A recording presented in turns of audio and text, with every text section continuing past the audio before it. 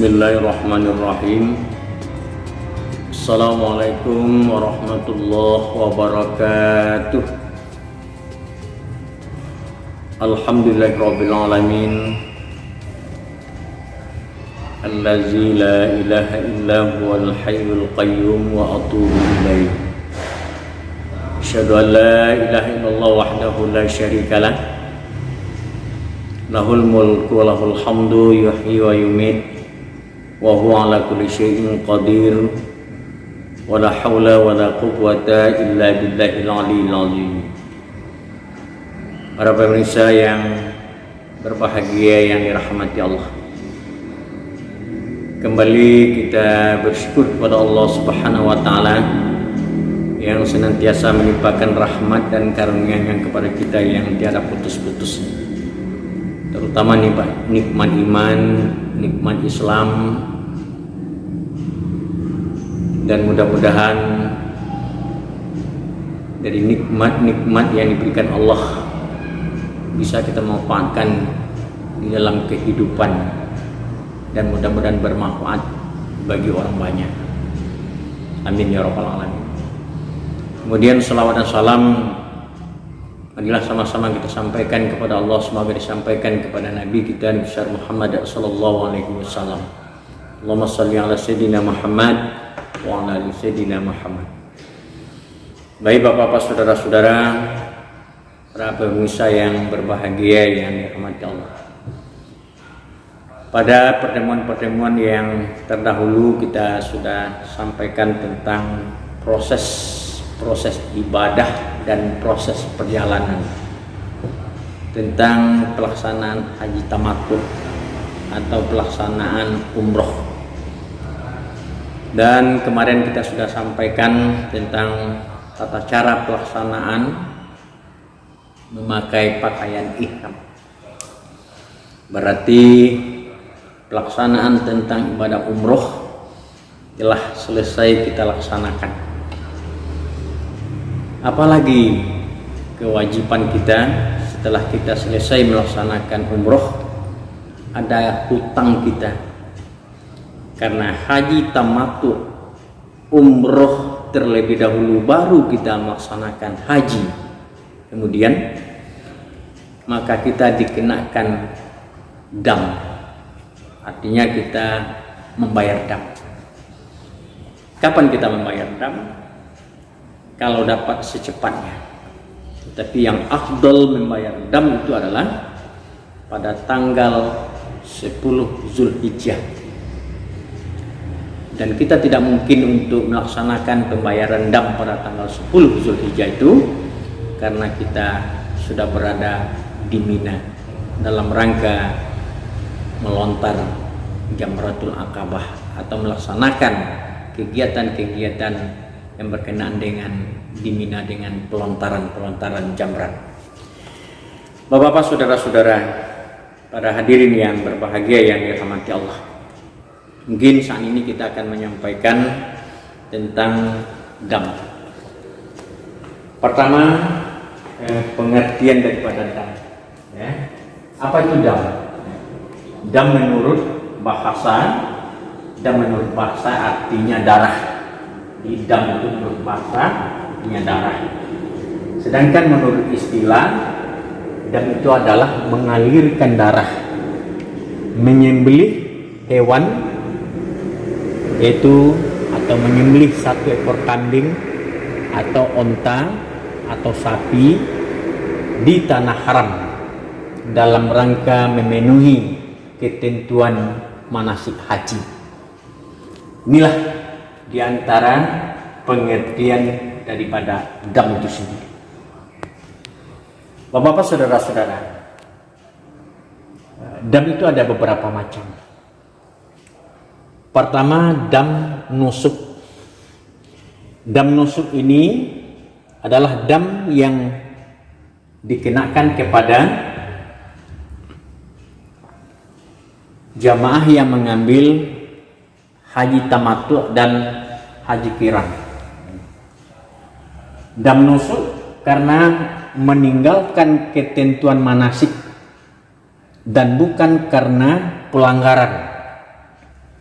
dalam kurung ketentuannya yang membuat demikian, bukan karena kesalahan. Dam nusuk ini dikenakan karena mengerjakan haji tamattu dan haji qiran. Baru dia dikatakan dengan haji tamattu. Damnya adalah dam nusuk dan membayar 1 ekor kambing, ya, 1 ekor kambing, dan damnya bukan karena dam kesalahan tetapi ketentuan syariatnya yang demikian. Ini dam yang dilakukan oleh orang-orang yang mengambil haji tamattu dan haji qiran. Lalu yang kedua disebut dengan dam isa'ah. Nah, dam isa'ah itu adalah dam karena pelanggaran, ya, pelanggaran terhadap ketentuan ibadah haji dan umroh, karena meninggalkan sesuatu yang diperintahkan, seperti tidak berihram di miqat, tidak berihram di miqat atau tidak berniat di miqat, ya, karena miqat itu adalah salah satu tempat melafadzkan niat. Melafadzkan niat labbaik Allahumma umratan atau labbaik Allahumma hajjan.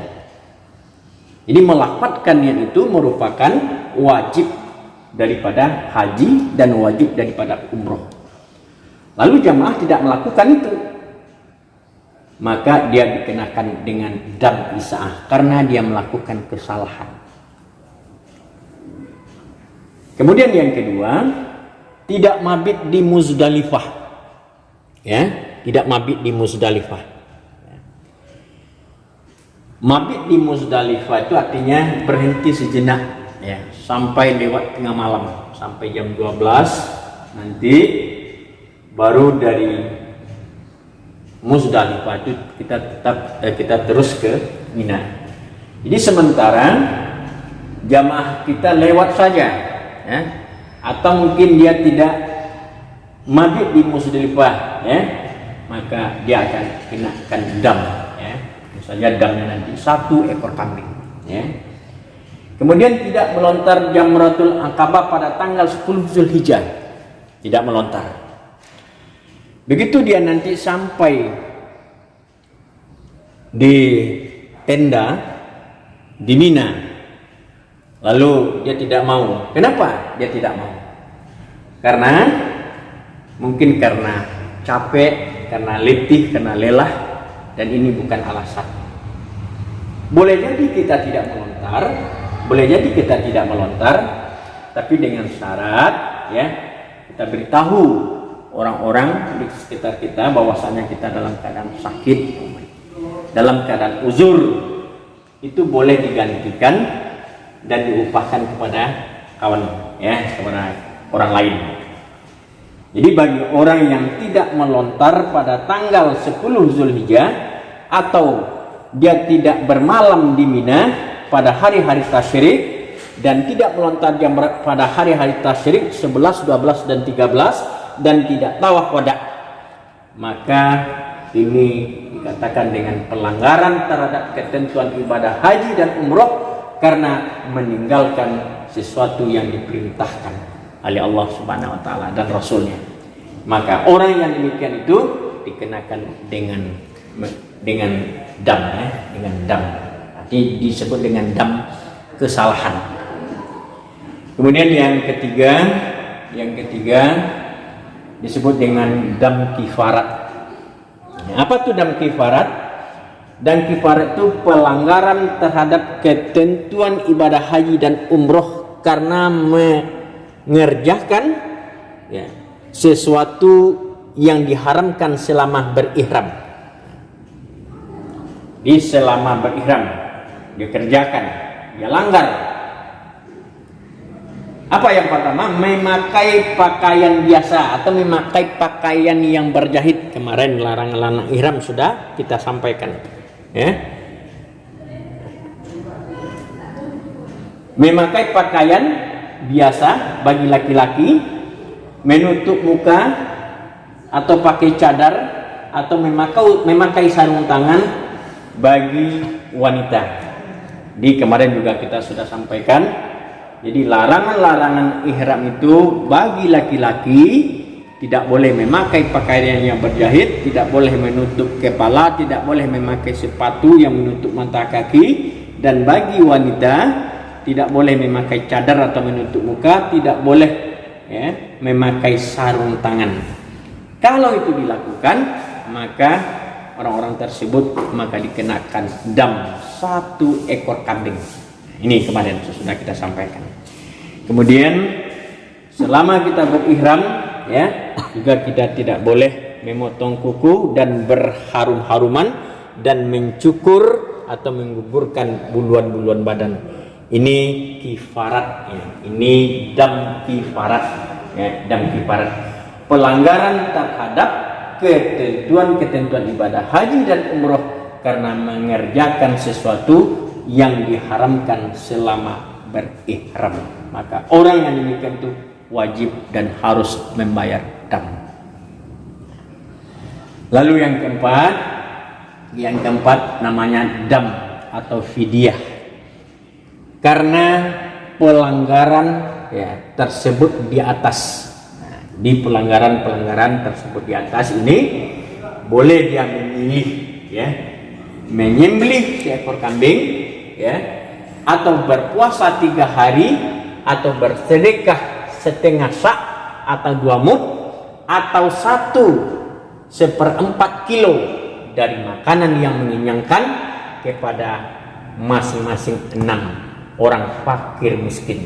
Ini di antara dam kifarat. Ini di antara dam kifarat itu ini dam.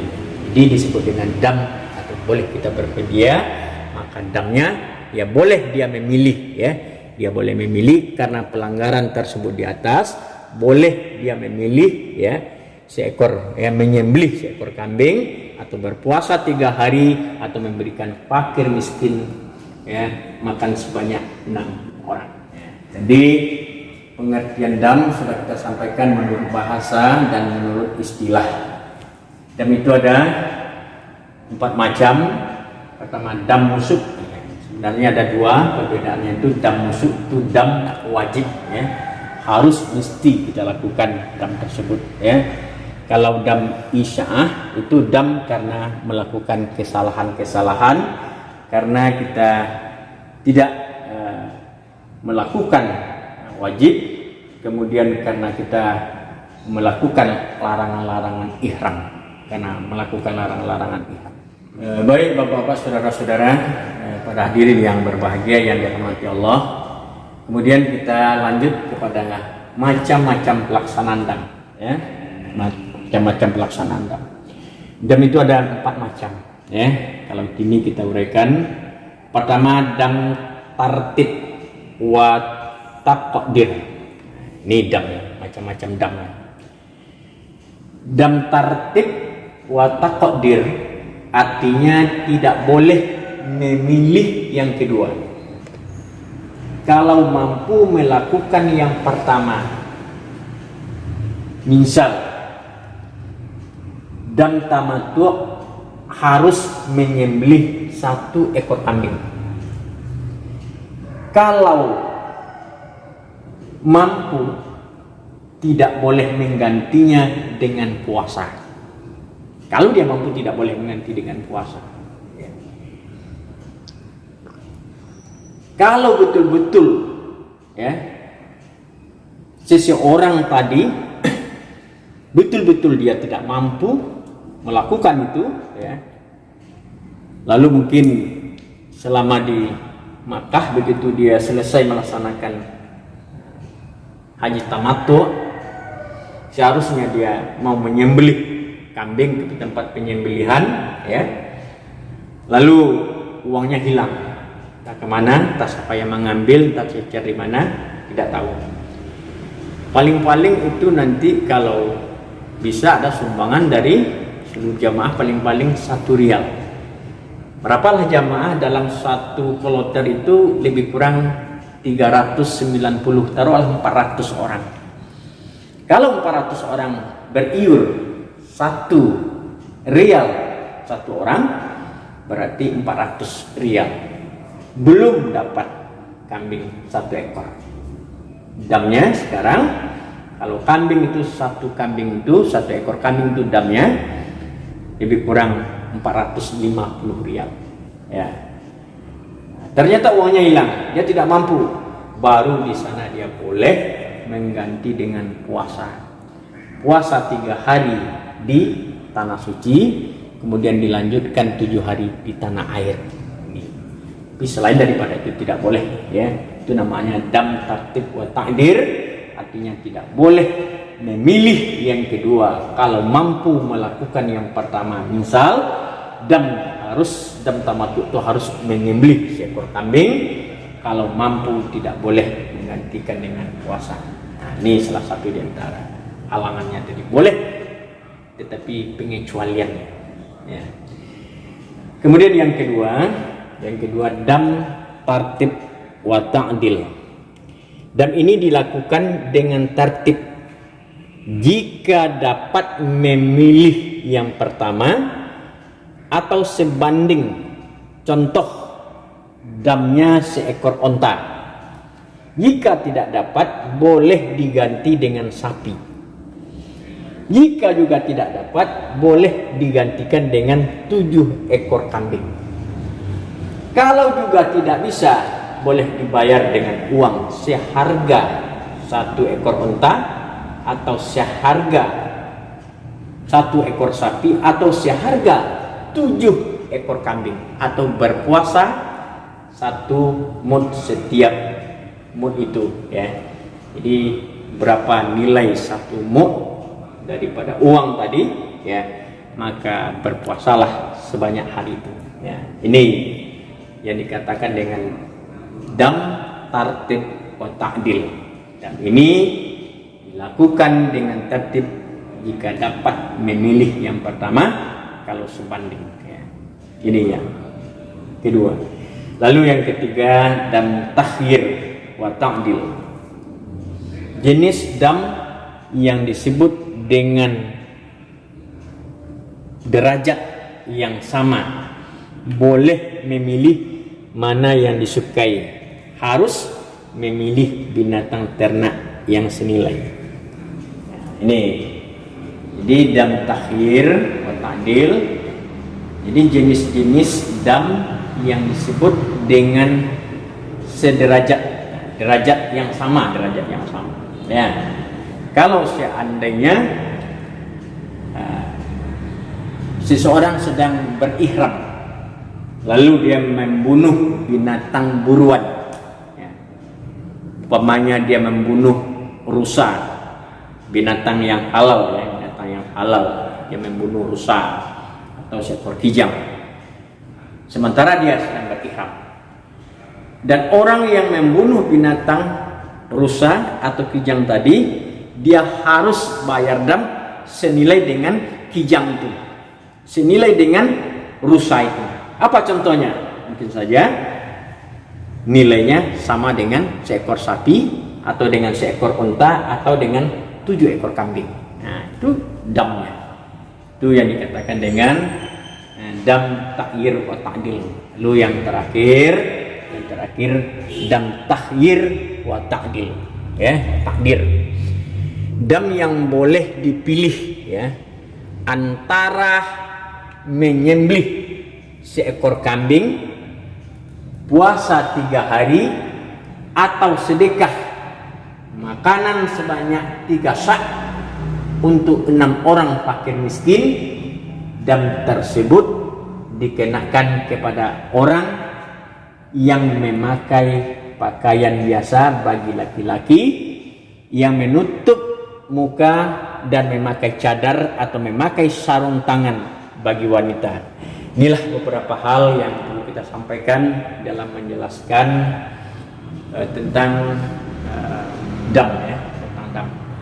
Baik Bapak-bapak, saudara-saudara, dan untuk pelaksanaan dam, pemotongan dam itu nanti kita akan dipandu oleh mungkin mukimin yang sudah lama di Makkah dan dia datangi nanti maktab-maktab kita, dan mungkin melalui kita kloter, melalui kita rombongan, dan nanti disediakan mobil dan bersama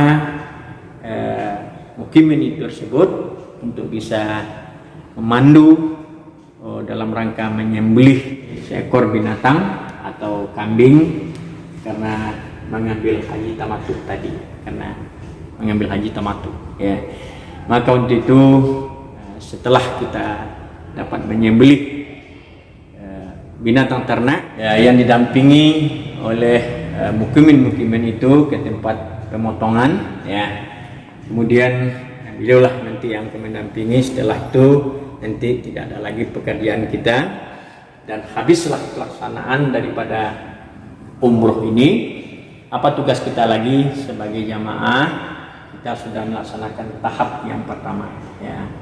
Kemudian kita tinggal lagi melakukan kewajiban-kewajiban kita selama di tanah suci Makkah Al-Mukarramah, hanya pergi ke masjid ya, ke masjid untuk melaksanakan ibadah di tanah suci Makkah Al-Mukarramah sampai waktu yang ditentukan ya, baik itu gelombang pertama maupun itu gelombang kedua nanti ya, itu setelah tanggal 8 Zulhijjah nanti kita sama-sama berangkat menuju Arafah. Mudah-mudahan segala sesuatu yang kita sampaikan bermanfaat. Terima kasih. Assalamualaikum